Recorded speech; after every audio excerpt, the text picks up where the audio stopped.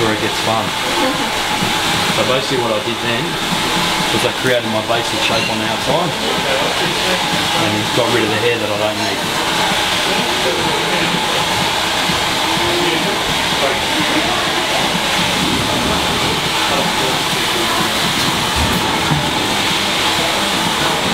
But that's good, man. So yeah, anyway, like those career opportunities are flattering to your ego. But I'm not scared of saying I'm about making money.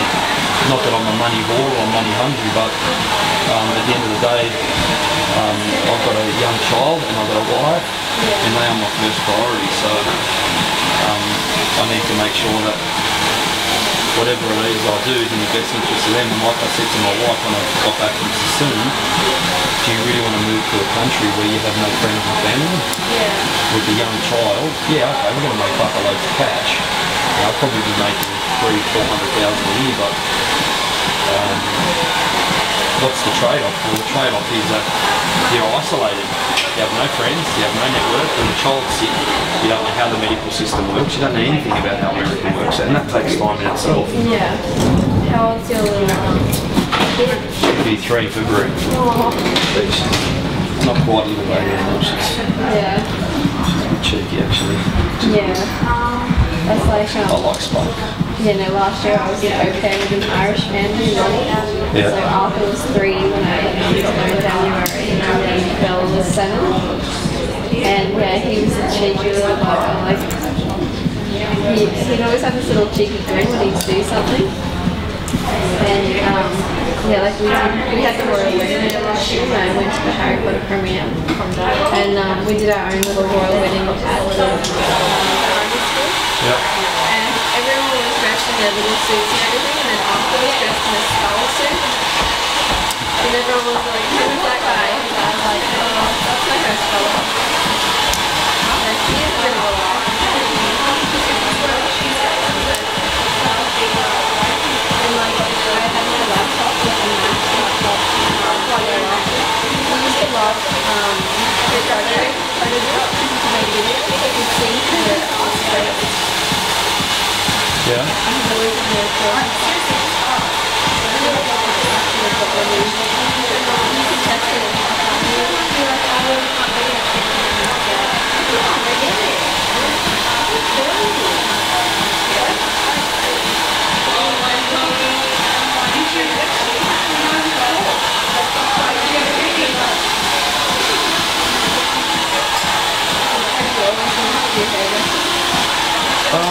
No. I guess I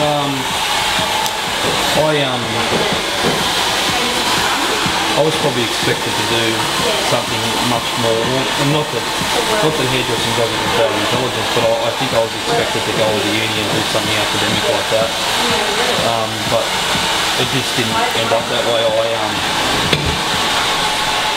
I did a little bit of work here while I was thinking about what I wanted to do with my life. I was just running errands for my Uncle Johnny and answering the phone, doing general sort of reception or sort of style duties.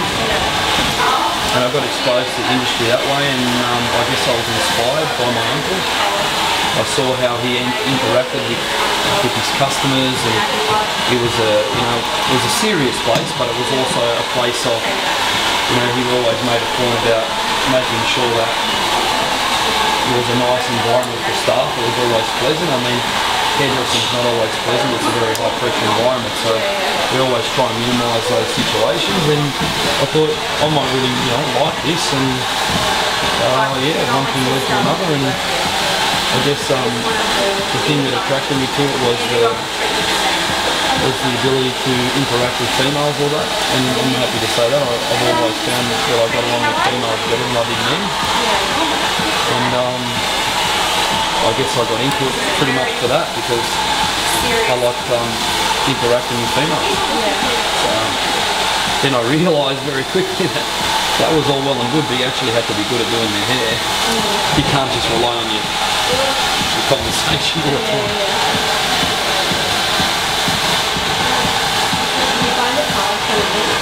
What's that?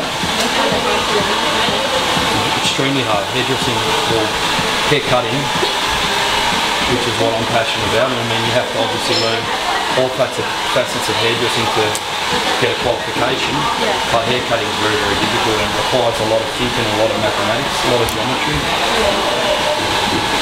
You have to have a good eye for line and direction, because you can't pull out a ruler and measure everything, otherwise haircuts will take you 5 hours. And I don't need to worry about getting embarrassed about showing you what I'm doing something.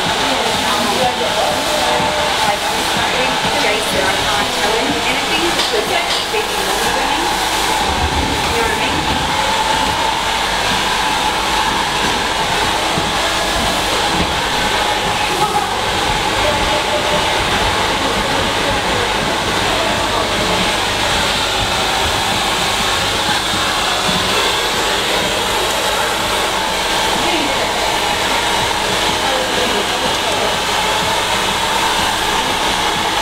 Last wet section, so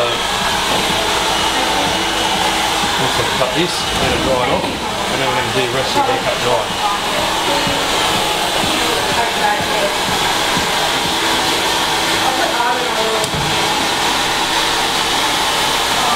Do you find it that you're crazy? What? Do you find it that you're crazy?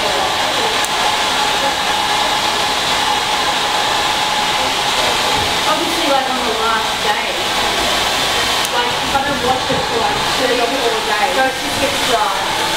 Yeah, it just feels dirty. And it gets greasy, but it just feels dirty.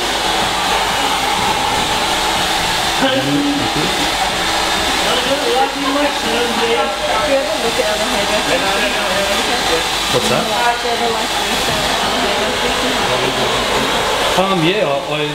There's people who I do look at for direction.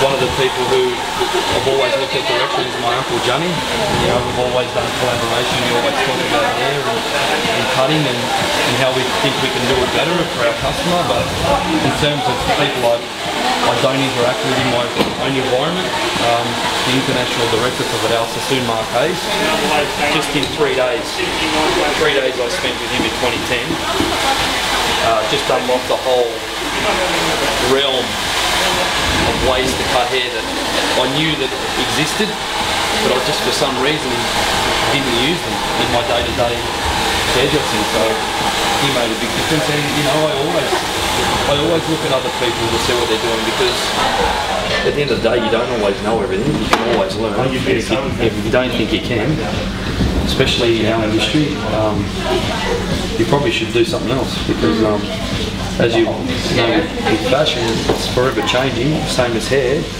and there's always someone out there who's, you know, yeah, they're thinking, you know, I'd like to think that people would think the same thing about me, that they think, oh, you know, Adam knows a thing or two, and just see what he's doing lately, which is, you know, why I do my YouTube videos. But yeah, I wouldn't say that like as a young hairdresser, I look at other people and then try and mimic them. But I definitely open my mind to the fact that there are people who are as good and better than me, because they're always something better. Alright, let's try it off.